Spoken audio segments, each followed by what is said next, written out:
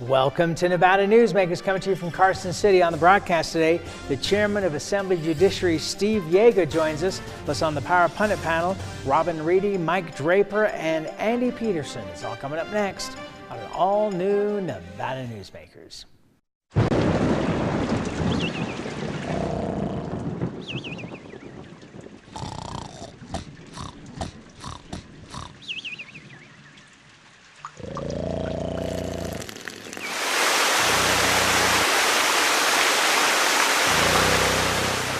From your house to the White House, the folks at D&D Roofing can get it fixed with their eyes closed. Nearly 200,000 Nevadans work in retail businesses, supporting families and the community. Nevada's retail businesses generated over $2 billion in sales tax revenue in 1 year, including nearly $700 million to help our schools. Shop around and see all that Nevada's retailers offer our state. We're the Retail Association of Nevada, representing thousands of Nevada businesses. Businesses that work for Nevada. Pro Group Management is the place where companies can find workers' comp solutions that are designed to meet their specific business requirements. As regulations evolve, Pro Group takes a proactive approach to clear the path to make sure your business stays ahead of the curve. Knowing your workers' comp program is optimized, you can focus on other important matters related to your growing business. Pro Group Management, workers' comp that works for you. Safety is the #1 priority for the trucking industry. Over $7 billion a year is spent on technology like this electronic eye that will apply the brakes automatically. But the most important factor for safety is the truck driver. These hardworking men and women who safely move over 70% of our nation's freight and 94% of Nevada's. We thank you because trucks move America forward. This is Nevada Newsmakers with host Sam Shad, a no-holds-barred political forum. Now, from the Nevada Newsmakers broadcast headquarters, here is Sam Shad. And back on Nevada Newsmakers, coming to you from Carson City. We're in the state capitol of the old Supreme Court, and that is the perfect setting to interview a good friend of this program, Assemblyman Steve Yeager, who's the chair of Assembly Judiciary and vice chair of Assembly Growth and Infrastructure. Welcome back to the program. Thank you. It's always a pleasure to be here. Thank you. You've undertaken perhaps the biggest, heaviest lift of the legislature with AB 236, an expansive plan to overhaul the criminal justice system in Nevada. You're getting, we had huge support for this from Justice Hardesty on the program last week, but at the same time I got a lot of calls and emails from people on the other side, district attorneys, business, that have problems and issues. What do you think those problems are, and how do you plan to address them as you move forward? So Assembly Bill 236, as you said, is a really comprehensive criminal justice reform, and it came out of an interim committee. So by the time we even got to the legislature, we had spent countless hours on the legislation, and the input that we received were from district attorneys, law enforcement. So there was a whole interim committee. So some of the concerns that we heard at the beginning of session, I'll say, were not new. I'll note that out of the 15 members of the Advisory Commission, the vote in favor of all the recommendations was 11-4, so there was pretty wide support for that. Throughout this process, after we heard the bill, I've been continuing to work with some of those individuals, and I think we've probably had about 20 to 25 hours of meetings, including district attorneys, law enforcement, public defenders, prosecutors.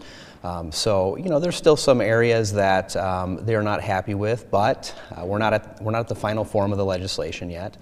Changes are still being made to accommodate some of those concerns. I don't know that we'll be able to accommodate all of them. And I should note that I obviously have a tremendous amount of respect for our prosecutors. They have a really hard job to do, and they do it well. But I think some of them have failed to appreciate exactly what it is we're trying to do with Assembly Bill 236. Which is? And that is a comprehensive overhaul and change in the way we look at our criminal justice system. For too long in the state, it has been a punitive system. You commit a crime, we're going to lock you up, and then we act surprised when you get out and you reoffend.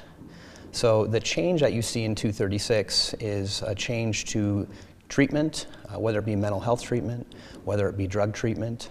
Some of the numbers that we heard throughout this process were stunning. For example? Yes, so mental health needs. increased 35% over 10 years, those coming into our criminal justice system with an identified mental health need. So that's 35% increase over 10 years. The other one that we heard was drug issues, just through the roof in terms of people that need treatment, and they're not getting that treatment out in the community now. And so they're cycling through our criminal justice system. So the philosophy behind Assembly Bill 236 is actually to increase public safety. It's to solve problems. Right now, we're not solving those problems. We have people cycling in and out. So it's a focus and a shift of resources to the front end of the criminal justice system. Right when you come in the door, what is it that you need, and how can we provide that to keep you out of prison and keep you from coming back to prison? Obviously, there are people that are going to need to be in prison. We know that. Violent people, antisocial people, dangerous people, they need to be there.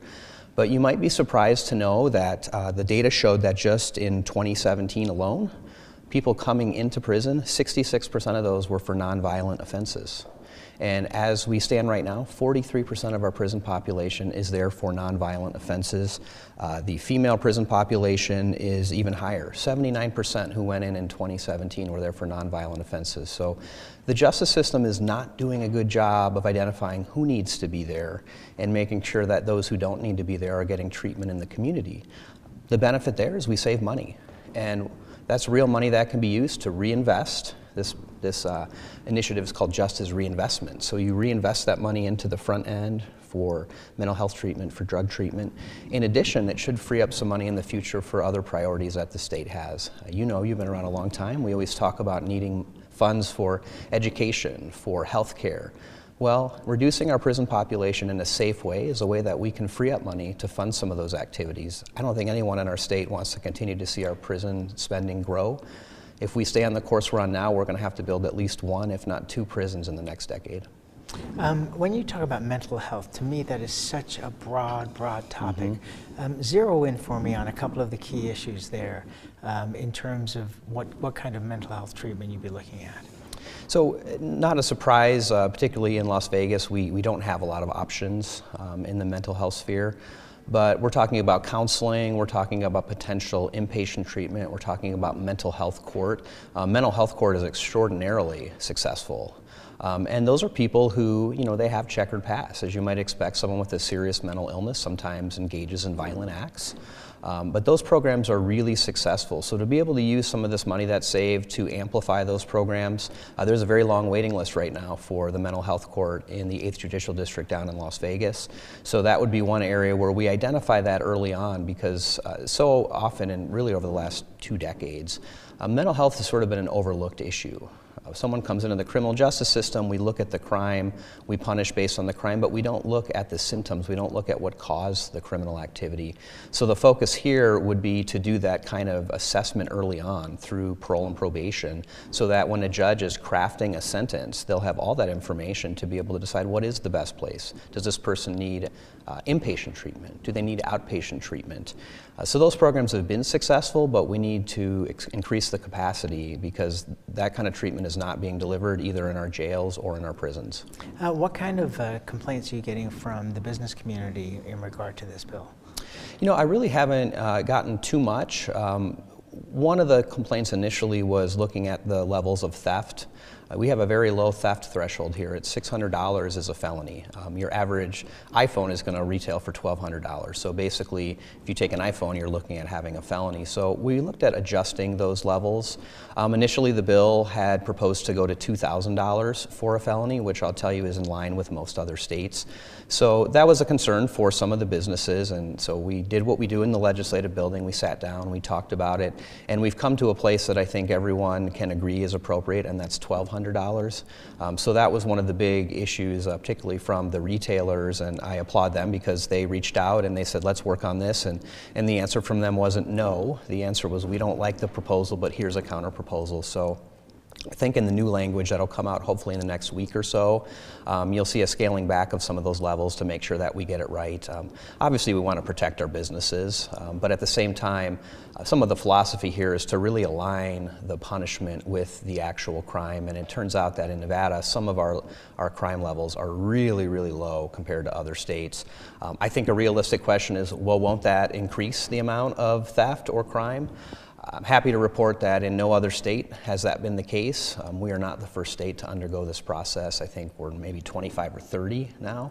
In no state has crime increased in any significant way. In fact, in most states, crime has decreased, particularly theft and property crime. So I think we can do this in a way that protects our community, also saves some money that we can reinvest, and really gives our taxpayers, this is a cliche, but the bang for their buck, right? If our correction system and our justice system were a private business, we would have closed it long ago because it's not getting the results. So our taxpayers deserve better, and that's what the focus of AB 236 is.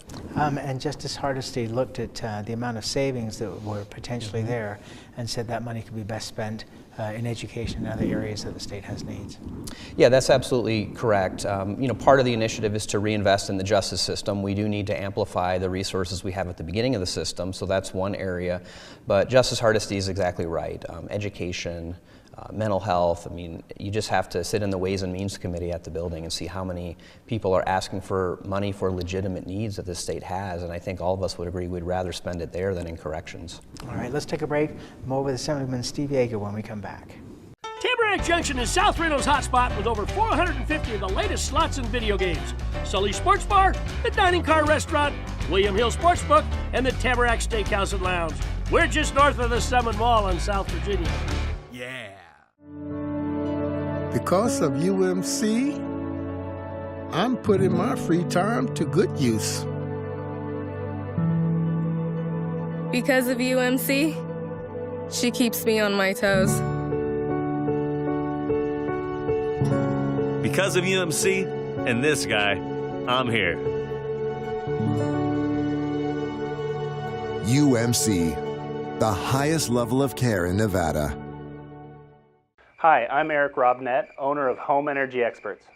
Has this ever happened to you? Honey, did you remember to turn down the thermostat? Forgetting to set the temperature? Not fun. We can help. Our new smart thermostat keeps the temperature set for your comfort all by itself. I'm feeling hot now.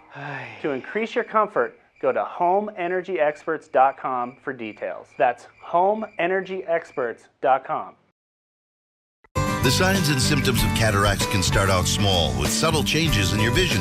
So don't wait. Be proactive and take your vision into your own hands. If you're experiencing the onset of cataracts or just have questions, contact your eye care professional or call Eye Care Associates of Nevada today. Dr. Hiss has years of experience specializing in the surgical correction of eye disorders and has completed over 84,000 vision correcting procedures. At Eye Care Associates of Nevada, we'll change the way you look at the world. The Tamarack Junction Steakhouse is known for signature steaks, handcrafted cocktails, and world-class wines. Join us Thursdays and Friday nights from 4:30 to 6:30 in the Steakhouse Lounge for live music, gourmet plates, and well-priced wines, just north of the Summit Mall on South Virginia. This is Nevada Newsmakers.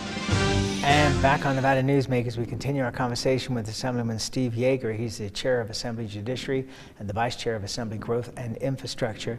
So as we're taping this, today is May the 1st, and the date for perhaps the most important meeting of the year in state government, which is, we'll find out what the Economic Forum has to say. What are your thoughts on this? And, the governor has a spending plan to raise about $9 billion up from the current 8.3. Will we have to raise taxes or fees to get there? Do you believe with what the Economic Forum is going to come back with? Well, I think we'll have to see. Today, as you said, is an exciting day in the legislature and also a terrifying day because the budget that we have in front of us was built on some projections that happened late last year. And so today we get an update on those projections, and everyone has their fingers crossed that there may be more money than we thought. So I'll be watching that anxiously as well, and after we get that final number, we'll have to decide how we're going to make this budget work. I don't sit on the budget committees for better or worse, so a lot of that will fall to Chairwoman Maggie Carlton and Chairwoman Joyce Woodhouse, but I don't think anyone wants to raise taxes, so I don't know that that's on the table this session, but we may have to make some adjustments to the budget. Well, the biggest issue is, I would say, teachers' pay. That's at least the most public issue. Yeah, for sure. And just to tie this back to Assembly Bill 236 for a moment, that's why I believe everyone should be supporting this, right? Because if we do this right on Assembly Bill 236, hopefully 6, 8, 10 years from now, we're not having this conversation about holding our breath for the Economic Forum, because we know we're going to realize almost $600 million in savings over the next 10 years. So that's just as an aside, but I think all these things are connected, right? We have to look holistically at legislation and decide where does our state want to be in 10 years. And so hopefully we're not having this conversation. But I think you're right, the teacher pay issue, the cost of health care, there are numerous bills that are sitting in both of the money committees right now that have appropriations that are just sort of sitting there to see what happens. But I have all the confidence in the world in our leadership, and Speaker Frierson and Senate Majority Leader Cannizzaro. Obviously, Senator Woodhouse and Assemblywoman Carlton have done this time and time again, closing budgets. So I'm confident that we'll be able to get there. We may have to make some hard decisions along the way, but that's what we were elected to do, and I'm confident we'll be able to do it. Let's hit another topic that is an important one, which is campaign finance reform. Where are we with this? Because it seems like it's going nowhere, according to the Reno Gazette-Journal today. Well, I'm not sure if there's anything still going through the legislature. Again, I don't sit on legislative operations, but I think we're obviously trying to do things in a transparent way.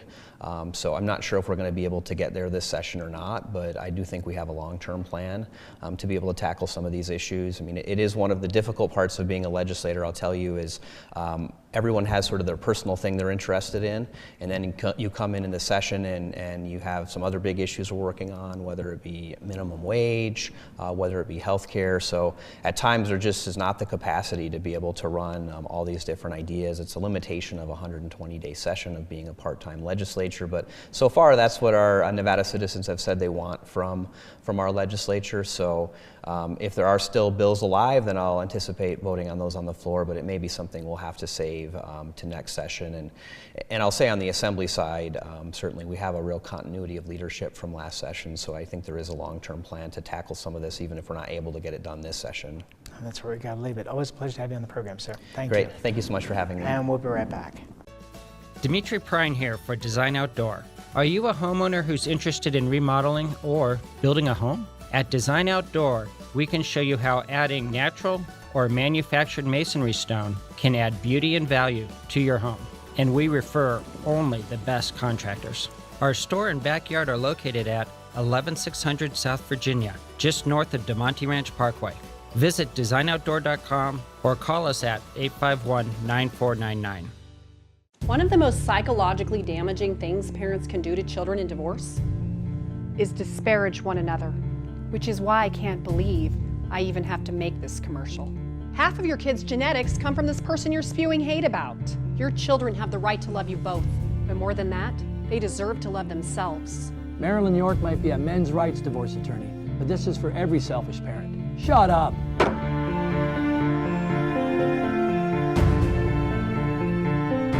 Hi, I'm Dave Newman. Remember me? I used to be the house detective, and now I'm a realtor, full-time at RE/MAX Realty Affiliates. And a lot of people ask me, how's the market? You know what? It's fantastic. If you're even kicking around the idea of buying or selling, give me a call. Let's talk about it. Call me at RE/MAX Realty Affiliates and just ask for the guy who used to be the house detective, Dave Newman. Everyone is talking about opioids, but they're not the only drugs that can be harmful if taken in large quantities or not as prescribed. You also need to be aware of side effects from anxiety drugs, muscle relaxants, sleep aids, and stimulants. Mixing prescription drugs with other drugs or alcohol can be dangerous. If you take Ambien with a glass of wine, it may be enough to stop you from breathing. Prescribed drugs can be just as dangerous as illegal drugs. Take medications only as directed. This is Nevada Newsmakers. And back on Nevada Newsmakers, we have a great Power Pundit panel. As always, Robin Reedy is here. She's the Executive Director for the National Alliance on Mental Illness, the Nevada branch, also former Chief of Staff to Governor Gibbons. Mike Draper is a partner with Argentum Partners, and Andy Peterson is Vice President of the Retail Association of Nevada. So we just completed our interview with Steve Yeager. I know that one of the concerns retail had was the threshold for felonies for things like shoplifting. Assemblyman Yeager said that that number has now dropped down to $1,200. Is that more acceptable?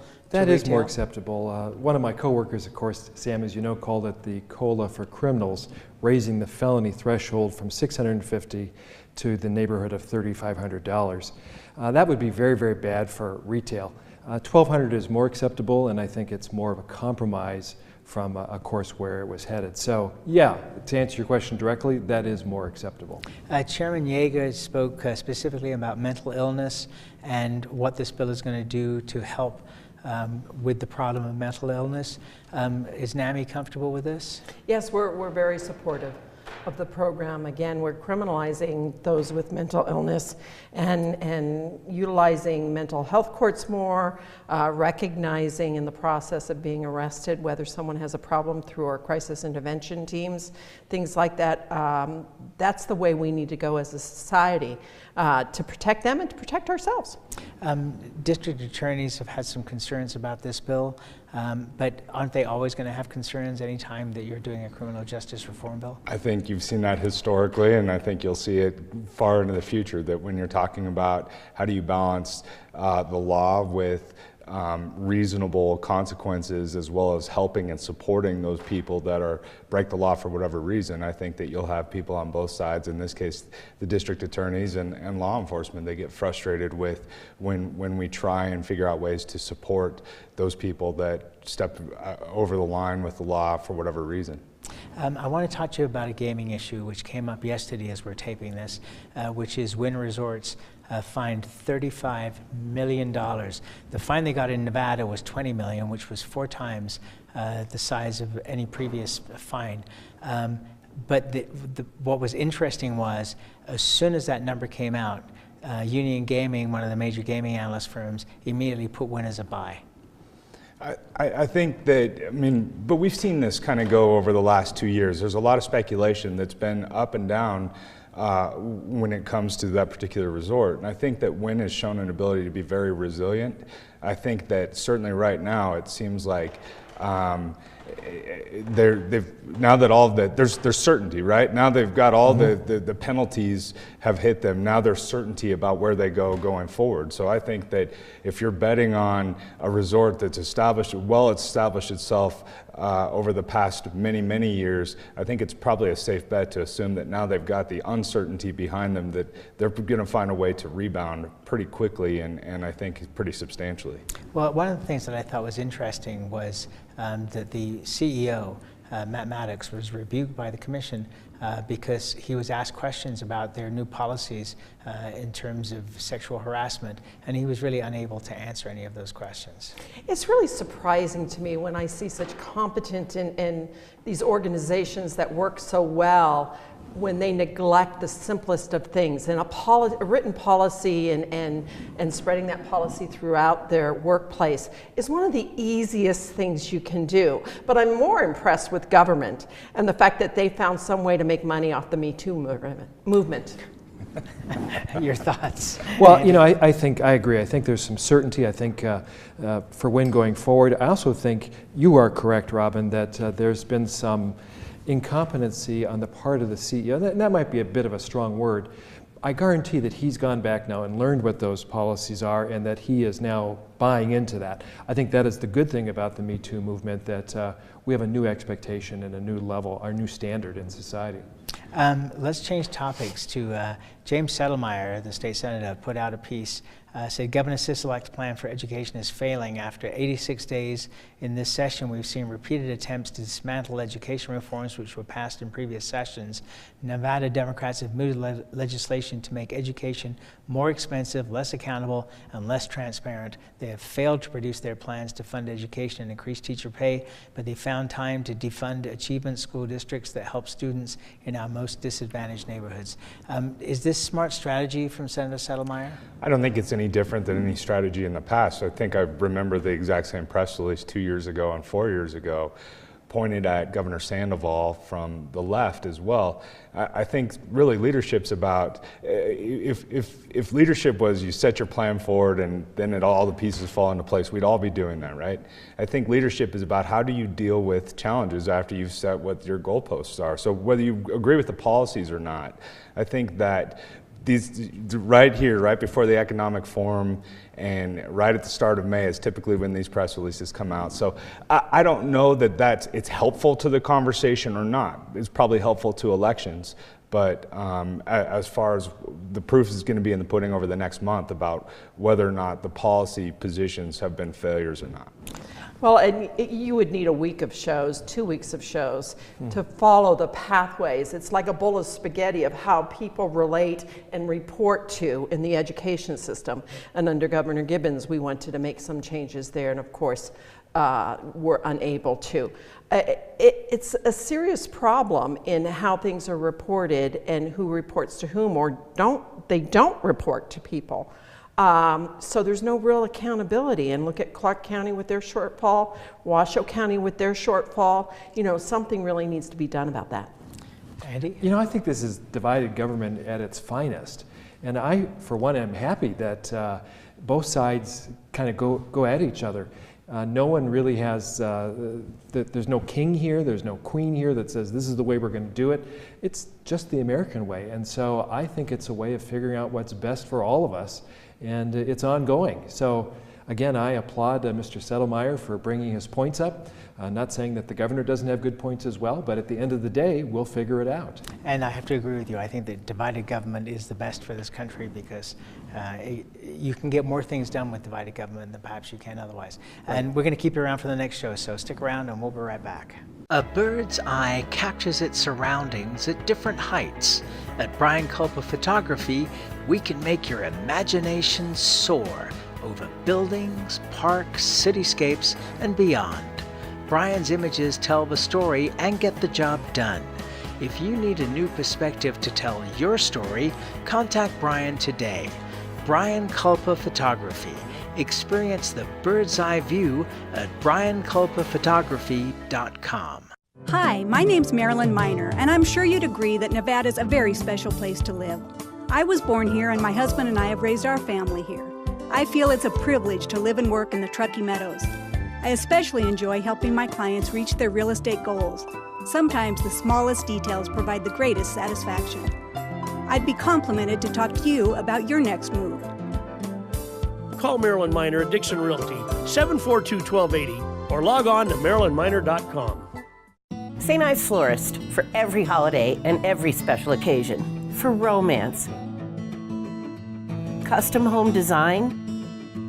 We have the largest selection of fresh flowers in northern Nevada, and we also offer a large selection of unique gift items. Come see me, Lori Ann, at St. Ives Florist, 700 South Wells Avenue, or call me at 333-9190. Pro Group Management specializes in providing industries with the necessary components to satisfy and exceed workers' comp requirements. Every business has unique needs and specific regulations. Pro Group Management stays ahead of the curve, providing up-to-date services to keep your industry in top form. Discover how we simplify your tasks, improve efficiency, and reduce expense to keep you moving in a positive direction. Pro Group Management, workers' comp that works for you. In addition to NevadaNewsmakers.com, you can also watch Nevada Newsmakers on YouTube. Subscribe to our YouTube channel. We'll see you on the next broadcast.